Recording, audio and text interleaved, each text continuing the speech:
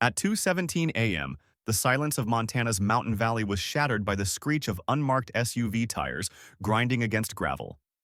Floodlights cut through the darkness like a surgical scalpel, bathing the small wooden cabin in blinding white light. Six figures in tactical gear emerged from the black vehicles. Movement synchronized, weapons ready. No neighbors for 3 miles in any direction. The perfect place for work without witnesses. Before continuing this story, please comment below with your city or country where you're watching from. Your feedback inspires us to do better. They didn't knock. They didn't announce their presence. They simply moved like hungry wolves in the night. Heavy boots thudded against the wooden porch, the freezing air turning their breath to vapor. Inside, Victoria Kane didn't even flinch. Her eyes opened precisely when the motion sensors triggered. Her body was already moving with precision, honed by years of training the world would never know about. No panic, no confusion, just instinct. She moved silently through the small cabin she'd built with her own hands. Bare feet made no sound on the wooden floor. The scent of pine mixed with adrenaline as she dropped to her knees beside the reinforced safe next to the fireplace. The biometric scanner flashed green. Inside, she didn't reach for a weapon. Instead, she pressed a small, inconspicuous button. Not for the police, but for something more ancient, deeper, and most importantly, more effective. Guardian Protocol. From the shadows behind the main door emerged two figures, low to the ground, powerful, and absolutely silent. Thor and Odin, a Belgian Malinois and a German Shepherd. War dogs with eyes barely glowing in night vision devices. Trained operatives, veterans of more than a dozen classified missions, each capable of neutralizing an armed person in less than 4 seconds. They wore black Kevlar vests with barely visible insignia. Federal, military, but indecipherable.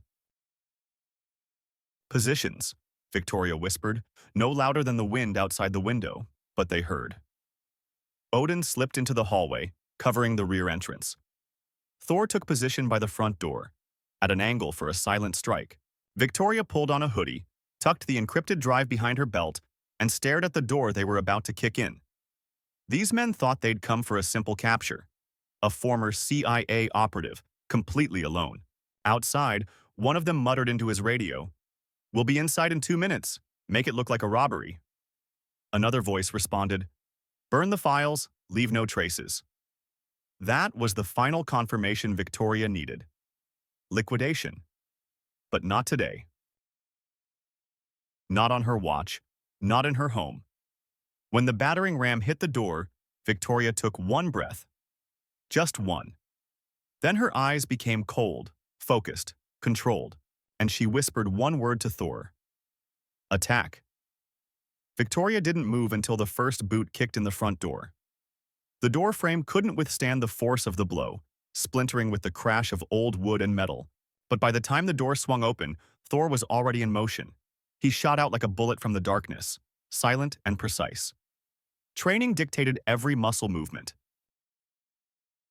The lead intruder didn't even see him until 90 pounds of disciplined force slammed into the center of his chest, throwing him back into the others, disrupting their formation. Shouts erupted, weapons clattered, but Victoria wasn't about to fight on their terms. She was already moving down the side corridor, breathing steady, mind sharper than it had been in years. Odin struck from behind, intercepting a man trying to flank, neutralizing him before his rifle could come off his shoulder. Victoria had spent 10 years infiltrating foreign bases, eliminating threats more complex than these amateurs. But there was something particularly infuriating about facing such danger in her own home, in the country she'd once risked her life for. She moved through the chaos like a ghost, reaching the command console hidden behind a bookshelf.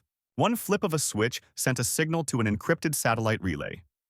A legacy from her field days, alerting a dormant network of former operatives scattered across 3 states.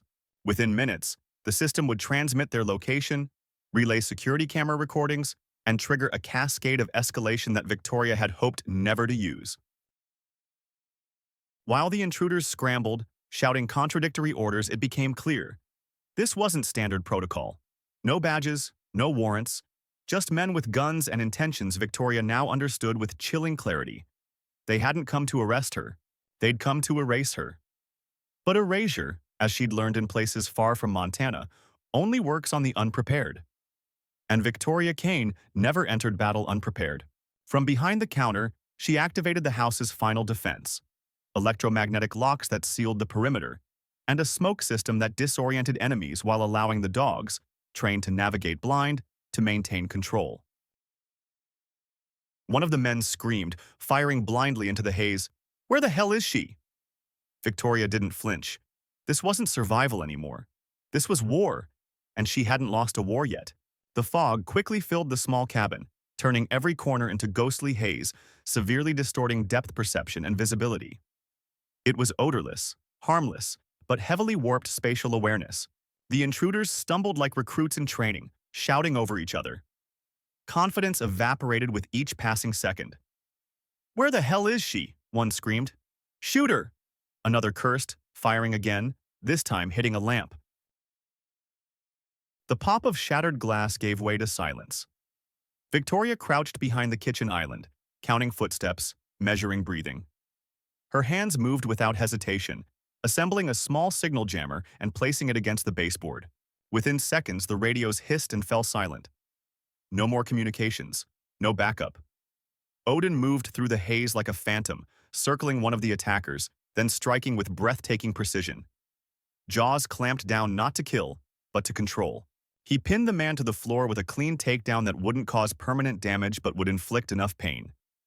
Then Victoria stood, finally revealing herself through the fog. Her silhouette calm and commanding. "You came here thinking I was alone," she said, in a voice like steel coated with ice. "You should have done better research." The men froze, unable to determine her location in the haze. One, breathing heavily, tried to advance. Victoria activated a sonic pulse, another layer of the defensive grid.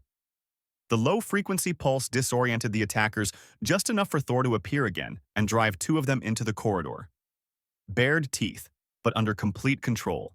In the midst of the chaos, Victoria pulled out a burner phone and typed a simple phrase, "Echo 9 protocol active." Soon, pings began lighting up across a private encrypted network in 3 counties.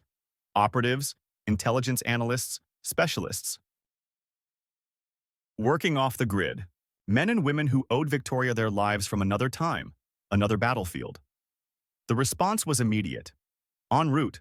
Hold position. The cabin walls, once simply wood and insulation, had become the outer shell of a fortress, because Victoria had never believed in true retirement. Outside at the edge of the property, headlights began to appear. Not police, and not reinforcements for the intruders. Trucks she recognized. Old, reliable ones belonging to people who'd fought alongside her in places whose names the world would never know. With their arrival, the balance of power shifted.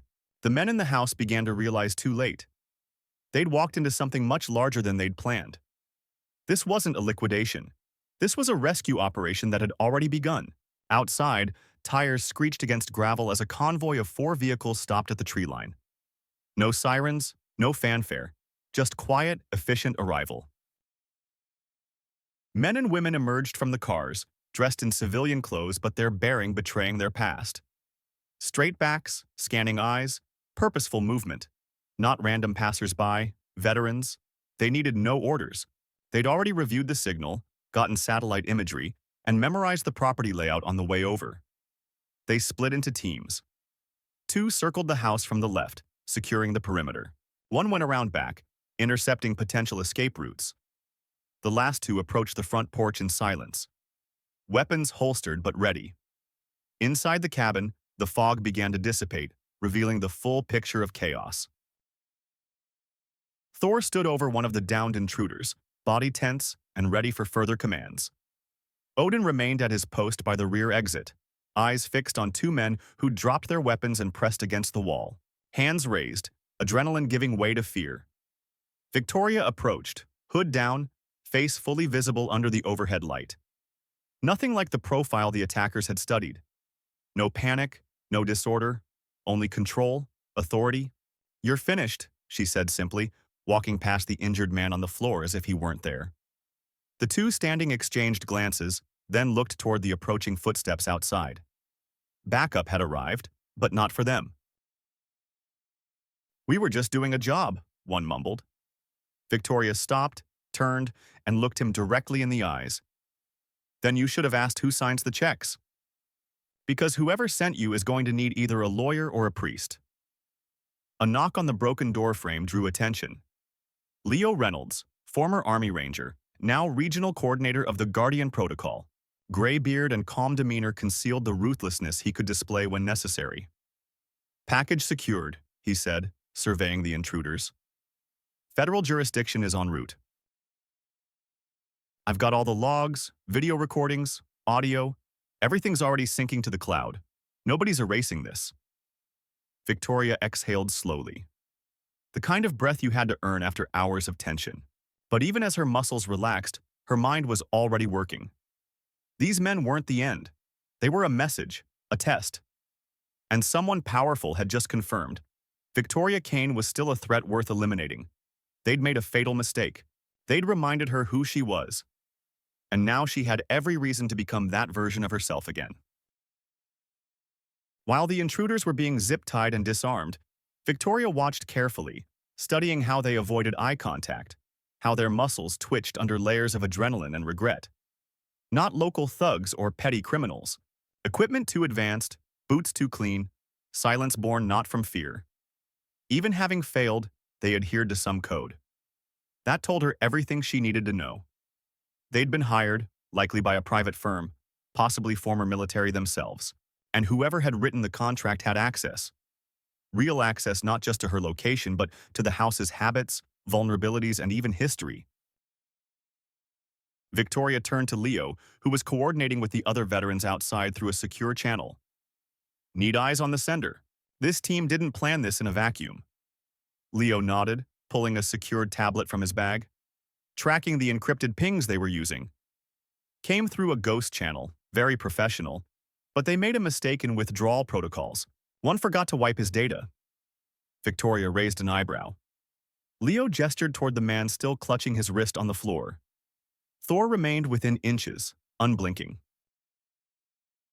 Victoria crouched down, meeting his eyes. "Want to spend the next 20 years in federal prison while your boss erases your existence? Or want to walk out of here with your name, your future, and both kneecaps intact?" He hesitated, looking at the camera above the doorway, blinking red, recording everything. Thinking not just about survival, thinking about being believed. Victoria softened her tone slightly. "You were played. Whoever sent you knew exactly who I was and threw you into the fire anyway, expecting to sweep up ashes. He doesn't care what happens to you. I don't need your confession. I need redirection." The man swallowed hard, then gave an almost imperceptible nod. Leo approached with the tablet. Outside, snow began to fall, covering the ground in silence. But inside the cabin, Victoria's fire was only growing. As coordinates, names, and partial identifiers were extracted from the prisoner, the contours of a larger picture began to emerge. Real estate developers, political sponsors, security contractors. Victoria immediately recognized one name, her face tightening. This wasn't just a hit on her. Part of a campaign to suppress opposition and seize valuable land throughout western Montana. Her house, her cabin, her silence stood in the way. Now she wanted answers, and she wasn't planning to get them quietly. The name on the screen sent a wave of heat up Victoria's spine. Jonathan Sterling, billionaire developer with a pristine public image, charitable face for cameras, and a long, ugly shadow behind closed doors. His company, Sterling Strategic Holdings, had been aggressively buying up land throughout the Rocky Mountains for the past 3 years, promising eco-resorts and renewed mountain communities. But Victoria knew better. She'd seen classified reports buried in Washington archives, rumors of intimidation, false assessments, forced sales. She just never thought her 2.5 acres of refuge would end up on the map. Leo leaned over her shoulder, frowning. He's connected to half the state legislature, donates to both sides, and makes them compete for who can praise him louder. Victoria stared at the blinking cursor where Sterling's name was linked to half a dozen shell companies, one of which had sent payment to the mercenaries lying on her floor. "He wants the ridge," she said flatly.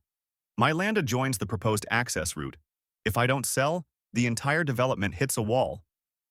And if you disappear, Leo added grimly, ownership goes into county custody pending investigation. And the county, as it turns out, is run by Sterling's former college roommate. Victoria stood, paced through the cabin. Boots creaked quietly on the floor. The pieces fell into place like a tactical operation. Only this time she wasn't the one planning. She was the target. But that window had closed. We make this public, she said, stopping in front of the mounted security server. Release the video, names, files, everything. Not just about tonight, but about Sterling's entire operation. Force it into the light. That makes you 10 times more of a target, Leo warned. Victoria smiled faintly, coldly. Then it's time they see me coming. She took the encrypted drive, plugged it into the terminal, and began uploading recordings. Every second of the attack, every sound, every GPS ping. She composed a statement in clear, measured words. Timeline, testimony, warnings. Within minutes, the package uploaded to 3 cloud storages, scheduled for automatic distribution to major news agencies, federal oversight bodies, and veterans' rights organizations if Victoria didn't check in every 6 hours. An old trick from her field days. A dead man's switch. Except this time she didn't plan on dying. Not when the world needed to see what real power looked like and what happened when someone decided to stand in its way. By dawn, the cabin had transformed from battlefield to command center. The intruders had been turned over to federal agents who'd arrived on Leo's secured signal. Snow outside reflected the blue and red lights of unmarked black SUVs parked alongside the veterans' trucks. The air carried the soft hum of generators powering mobile forensics labs. Quiet voices exchanged encrypted information. Thor and Odin's low growls still patrolled the edges of the property. Victoria stood at the kitchen table, sipping coffee from a dented metal mug she'd carried since Jordan. Her eyes weren't tired, focused, full of intention. Across from her, Agent Miller, an experienced federal investigator with a face that never looked surprised, reviewed recordings from the cabin's internal surveillance cameras. "This is the cleanest evidence trail I've seen in 5 years," he said. "Your system's better than most agency protocols." "Because I designed it to catch people who think they're untouchable," she replied. Miller nodded slowly, then pushed over a folder. Inside were satellite images, financial trails, and internal memos connected to Sterling's holding companies. "We've been watching for months, waiting for him to make a mistake. This might be the break we needed." Victoria reviewed the documents without comment, absorbing every line like coordinates on a battlefield. "This isn't a mistake. He thought no one would believe me. Didn't expect me to survive the night. Definitely didn't expect backup. We want to take you in as a protected witness," Miller said. "Get you out of here, give you time to prepare sworn testimony." Victoria shook her head. "I'm not hiding. He tried to erase me. I'll make sure the whole world sees what he did, and I want to see his face when it happens." Outside, sunlight broke through clouds, casting long shadows on the snow-covered ground. But for the first time in days, Victoria didn't feel the cold. She felt fire, purpose. This wasn't about saving land anymore. It was about drawing a line and challenging the powerful. And this time, she wouldn't stand alone. The next 48 hours passed with the precision of a military operation. Victoria made sure of that. By midday the following day, video recordings from the cabin quietly began circulating among independent journalists, veterans media, and trusted lawyers. First avoiding mainstream networks, she knew how easily stories could be distorted, buried, or repackaged. Instead, she chose voices with smaller reach but greater honesty, ones who understood what it meant to fight for truth while standing alone. Within 6 hours of release, hashtags with her name began trending on social platforms. Within 12 hours, the video had been downloaded over 2 million times. The internet didn't need frequency, it needed evidence. From time-stamped recordings showing mercenaries breaking in without warrants, to audio of confessed orders, to captured screen recordings of Sterling's payment trails. Still, she knew publicity alone wasn't enough. Corruption doesn't crumble under attention. It adapts, changes, rewrites history. So she didn't stop at evidence. With Leo's help and federal agents now on her side, She compiled a timeline not just of her own persecution, but of others like her. Farmers, retirees, veterans, mostly alone, mostly quiet, mostly pushed to the margins of towns whose land had suddenly regained value. She contacted former Marine-turned-lawyer Sarah Chen, who'd spent the past 5 years investigating eminent domain abuse and preemptive rights fraud. Sarah had scars and reasons for taking on powerful developers. Seeing Victoria's files, she didn't hesitate. "You're not alone. Sterling's used the same tactics in at least 5 counties. We're preparing a class action. With your recordings, you become the face." Victoria didn't smile at the offer. She understood the weight of the title. Being the face meant accepting hatred, criticism, attacks, but also shining light into places that had stayed dark too long. She simply nodded. "Let's start a war." Meanwhile, local officials scrambled. Pitkin County Sheriff issued a public statement claiming ignorance. County commissioners distanced themselves from Sterling, citing newly discovered concerns. Sterling's PR team released a dry statement about respecting private property rights, quietly removing promotional materials where Victoria's land had once been marked as underdevelopment. But nothing could slow her down now. Victoria was already organizing community meetings. Small at first, in veterans' halls and backyards, then growing. People who'd been silent for years began stepping forward. A widow, whose land was suddenly confiscated. A teacher who found foreclosure notices despite never missing payments. A single mother pressured to sell inherited property after mysterious zoning reclassifications. Victoria didn't just listen to the stories. She documented, verified, connected threads. And so what began as one woman defending her home became something much more powerful. By week's end, Victoria's name had stopped being a headline in niche news circles. Not because she sought fame, but because truth had its own momentum, and the story had struck a nerve across the country. Former military began sharing recordings, adding their own stories of persecution and systematic neglect. Lawyers, activists, and even state senators began reaching out, offering support, platforms. But Victoria stayed grounded. She wasn't interested in the noise.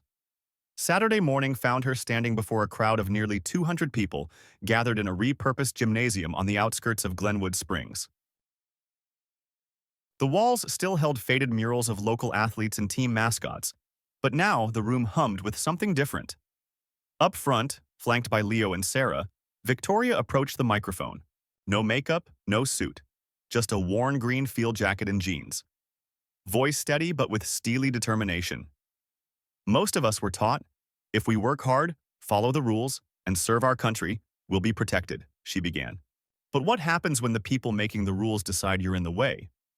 What happens when they use the law as a weapon instead of a shield?" She paused, scanning the room. Heads nodded, eyes gleamed. "They came for me because I was alone, because I kept to myself, because I didn't make noise. But they didn't calculate how quickly a quiet woman can become very loud when she's cornered." The voice carried not bombast but rawness, welling up from depths of collective exhaustion and long-suppressed anger. Victoria continued. "They tried to erase me not just from my home, but from history, from records. They thought no one would believe me. The same tactics used on hundreds of people in this state alone. And now, we're organized. That changes everything." The plan she presented wasn't just legal. Guardian Protocol was becoming an official nonprofit called Guardian Watch, a veterans network helping train communities, document abuse, resist coercion, and obtain legal counsel. It would offer workshops on legal literacy, surveillance tools, and basic counterintelligence awareness. Because if powerful interests wanted to use war tactics to suppress voices, it was time people learned to fight back with discipline, strategy, and truth. When the crowd stood applauding, Victoria felt no pride. She wasn't here for leadership. She was here because nobody else had stepped up. Now that she had, she wasn't backing down. Later that evening, back at the cabin now fortified with upgraded security systems and solar power donated by a group of veterans, Victoria sat on the porch beside Thor and Odin. Snow began falling again, but the cold didn't bother her. She'd known worse climates. The mountains were quiet again, but this time it wasn't isolation. It was earned peace. A message came from Sarah. Sterling under federal investigation. Assets frozen. Another from Leo. More landowners coming forward. You started something. Victoria read the messages, set down her phone, and looked toward the tree line. Her hand gently rested on Odin's head. This was only the beginning. The next morning, pale sunlight filtered through the pines when Victoria woke to Thor's low, steady growl right outside the bedroom door. Not barking, not panic. A warning, a signal. She slipped from bed, already fully alert, reached for the compact pistol mounted by the window frame. With quiet steps, she crossed the cabin and slowly opened the front door. A black sedan sat at the edge of the driveway. Two men in dark suits stood calmly beside it. The taller, older one with sharp features stepped forward just enough to be heard. Ms. Kane, my name is Deputy Director Miller, Department of Homeland Security. We'd like to speak, if you don't mind. Victoria kept one hand at her side, the other restraining Odin with a gentle gesture. Not your jurisdiction? We know, but given your background and the nature of the protocol, we'd prefer to coordinate, rather than interfere. That got her attention. Not a threat. Something like recognition. Continue, she said cautiously. Miller slowly, deliberately reached into his coat and extracted a sealed folder. He placed it on the sedan's hood, stepped back, and waited. Victoria approached, opened it, and reviewed the contents. Satellite images, case files, names she recognized from missions long declassified. Or so she'd thought. Sterling wasn't just targeting land, Miller said quietly. He was using former military intelligence operatives to surveil veterans in 4 states. You're not the only one who was attacked, but you're the only one who fought back and made it public. Victoria closed the folder. Her heart wasn't racing, but her mind was working. Why are you really here? Miller met her gaze. Because we're watching the same storm brew. You proved you don't run from it. We want to know if you're interested in helping contain it before it spreads further. Victoria didn't answer immediately. The silence between them wasn't awkward. It was measured, calculated. She wasn't sure yet if they were allies, but she knew one thing. If the storm was bigger than Sterling, she was already in it. And she didn't abandon unfinished missions. She stepped back from the car, still keeping her hand on her weapon. Her eyes never left Miller's face. Snow crunched quietly under boots as she considered the weight of what had just been handed to her. The unspoken offer, perhaps a warning, wrapped in the language of cooperation. She'd lived a life in layers, each one peeled away and rebuilt over years of missions, betrayals, and silence. But this felt different. Like the old world was reaching out just when she'd begun building a new one. If I say yes, what does that look like? Miller didn't smile, but his voice grew quieter with a hint of respect. It means access to intelligence we can't act on directly. You'd stay off official records, work through Guardian Watch, help identify patterns, coordinate with whistleblowers, and gather evidence before situations escalate. Victoria narrowed her eyes. And what happens when the people you're watching wear the same suits you do? Miller hesitated for the first time. Then we make sure to watch them twice as carefully. An unsatisfactory answer, but an honest one. And Victoria had worked in shadows long enough to know honesty was rare currency in this world. She looked back at the cabin. The reinforced windows, the solar panels humming quietly, the worn porch steps she'd rebuilt with her own hands. The place wasn't just a home. It was proof that healing was possible, that a peace once earned could be defended. But peace, she realized, never meant passivity. Thor brushed against her leg, sensing the shift in her thoughts. Odin waited at the tree line, alert. Victoria took a breath, looked back at Miller. I'll consider it. But I work on my terms.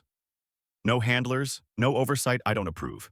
And if you try to use me the way Sterling tried to use those mercenaries, you'll discover why he made a mistake. Miller's slight nod carried respect.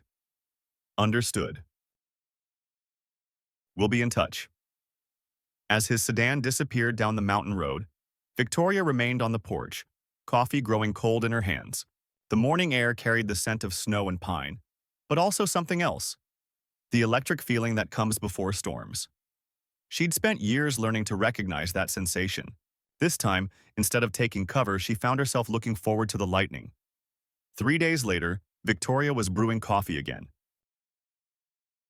It was one of those rare rituals where she had neither tactics nor plans, just the aroma of strong Arabica and the quiet click of her laptop as new messages arrived. But today, instead of peace, came a notification with coordinates and a photo. Dexter Palmer was missing. Former combat buddy, welder, veteran. In Nevada. Disappeared 4 days ago. Last ping. An abandoned industrial complex. Miller had left no orders, only implications. This was a request, not an official operation. Victoria called Leo, her voice firm. We need a gathering. Operation Intercept. He didn't ask unnecessary questions, just answered, We'll be there. Sending coordinates. Within an hour, trusted people began arriving at the cabin. Leo, Sarah Chen, the lawyer with a face like she'd taken a direct hit. John Hopkins, a thin former NSA analyst who looked like he'd spent his whole life trying to remain unnoticed. Our man's in trouble, Victoria threw the folder on the table. Dexter disappeared in Nevada. Last signal. Abandoned warehouse. Sarah studied the faded photograph. 4 days is too long for, ordinary kidnapping. The flashlight of her voice could have illuminated a bunker. Not necessarily, John argued. If they think he's dead, they might not search long, or they're just hiding him until the right time. Miller couldn't act officially, so we work around it, Leo frowned, his gaze heavier than winter clouds. I wouldn't call it working around, Victoria nodded without a trace of a smile. But we have to find him. Dexter saved my life. I don't leave my own behind. John clicked open his laptop. I'll try to hack the area cameras. I can't promise much. Local security, worse than Fort Knox if it were guarded by a teenager with delusions of grandeur. Try, Victoria said curtly. We prepare.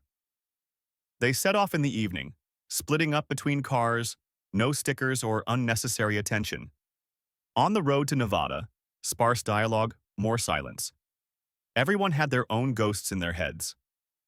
Outside the city, only engine noise and the burned hangar glittering on the horizon. Security inconspicuous but very professional. 2 patrolling the perimeter, a 3rd stewing in the guardhouse like a too long forgotten sausage. Too much for just a warehouse, Leo whispered with irony. Locals like playing James Bond. Victoria from the shadows. Games are over. We split up. Leo and Sarah distracted the guards. Victoria and John moved toward one of the entrance doors. John hacked the system.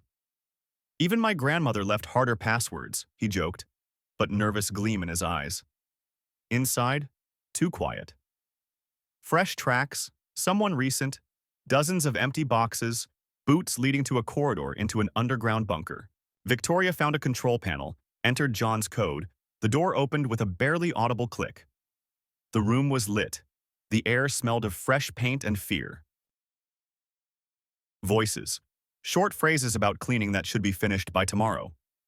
Dexter, hands tied, eyes covered. 2 guards holding him, a 3rd at the door. Victoria whispered, Plan B. She and John burst into the room. Quick and brutal fight. Advantage on their side, because at their age the rule, hit face, then think, no longer applied. Analysis first, then action. Guards tied up, mouths stuffed with someone else's sock under a glove. Dexter conscious but voice barely audible. Victoria? You came. You walked into a trap. They were waiting for you. We'll also give them a dance, John smiled crookedly, hiding his trembling. Sarah contacted via radio. Leo, we have guests. Plan B in action. We're also celebrating. Guys seem to be preparing for a fun evening with fireworks, Leo replied, quiet cursing and the sound of reloading in the background. Exit through the eastern corridor, Sarah relayed. The group exited the bunker, but ahead they heard footsteps. They were surrounded. Professional guards, but Victoria's arsenal contained much more than an ordinary victims. What are we going to do? John asked quietly. We're going to fight, Victoria replied. The steel determination in her voice was enough for 3 people. The firefight began, in an alley under the warehouse, among clattering boxes. Almost wordless, only short commands. Left, cover, fall back. When it seemed they were pinned down completely, Leo and Sarah created a diversion. A small explosion distracted the opponents, and Victoria's team broke through to the exit. Sirens, police, but too fast and too correct. John looked at the numbers. Not one match with the registry. These aren't cops, he said harshly. Mercenaries. Same ones who were at my house. Victoria wasn't afraid, though internal anxiety approached boiling point. Chase through the desert. Cars shaking, GPS markers failing. On the horizon, an abandoned road, a destroyed bridge. We don't have time to make it pretty, Leo said, and floored the accelerator. The bridge creaked but held. Their cars on the other side, the police stopped. At that moment, Victoria understood. They were allowed to escape. Not because they couldn't be caught, but because it was part of the game. A demonstration, not liquidation. Night fell. At an old technical base among forgotten containers, the group set up temporary shelter. John tried to restore communications,